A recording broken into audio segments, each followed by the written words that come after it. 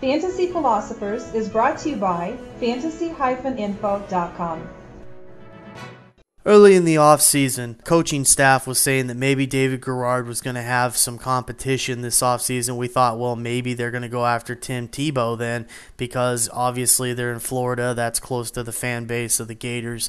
That would be a favorable move for that franchise to bring in some ticket sales. That didn't end up happening, and so now it looks like Garrard is, in fact, going to be the lone guy. There is no competition. Luke McCown has come out and even said no competition here. Doesn't look like that's happening. That's good for David Garrard, and really that's probably how it should be for him, because I think that he's been dogged some.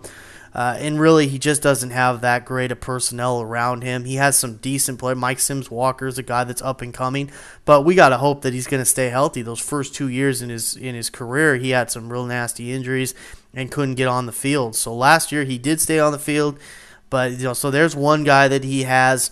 He needs a good number 2 receiver, and we need somebody to see. Maybe Thomas will be that guy that can step up and be a decent number 2 for him, but he really needs that. Torrey Holt did not give him that whatsoever last year, and that was a disappointment. This team's probably going to rely on Maurice Jones-Drew a lot again. We'll see if he's up to the task of being able to take on that load all year long for them again.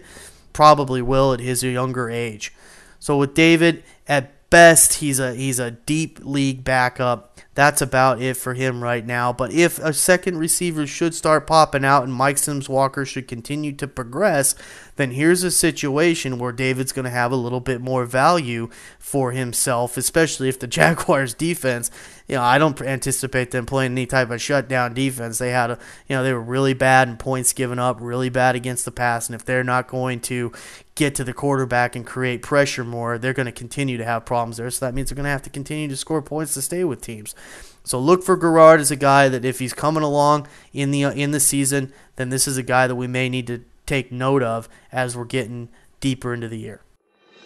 For more fantasy football information, go to fantasy-info.com and sign up for our free e-newsletter. Good luck in your 2010 Fantasy Football League.